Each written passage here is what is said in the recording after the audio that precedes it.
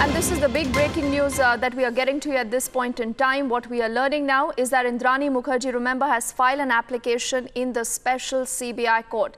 These are some dramatic allegations that, in fact, she is coming out with. She essentially goes on to say that she has been assaulted by the jail authorities, also saying that she has suffered injuries. She also says that she has been a witness to a jail inmate's murder.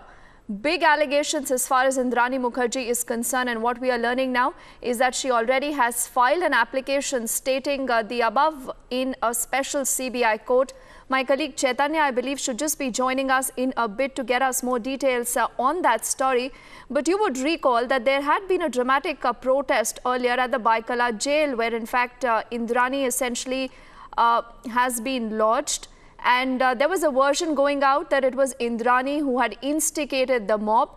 Now, instead, this is a sensational claim, a counter-claim that has been put forward now by Indrani Mukerjea. Now, Chaitanya, I hope you can hear me this time around. Yes. What are the claims that have been put forward now by Indrani Mukerjea? This is, dramatic when she comes out and says that she has been beaten and assaulted by the jail authorities.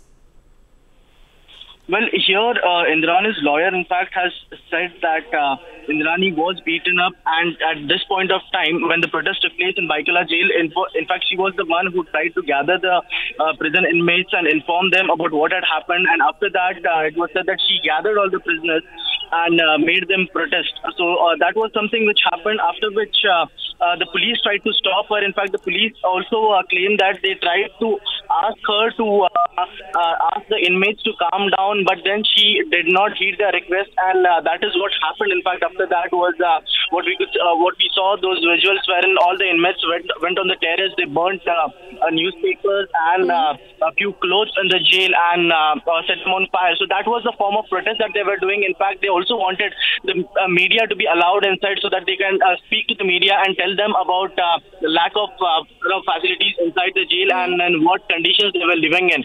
But then the police did not allow them, and at that point of time, in fact, Indrani also said that along with the inmates, of course, she also alleged that this particular inmate, Manjula, who was rushed to the hospital, in fact, and then she was declared dead. So she said that Manjula was beaten up by the cops brutally, and that is how she died. In fact, cops at that point of time were claiming that it was a heart attack because of which Manjula died. So that was something which the cops were claiming, but then Indrani said that no, that was not the case, and she was beaten up. And that is how, in fact, that things turned at that point of time.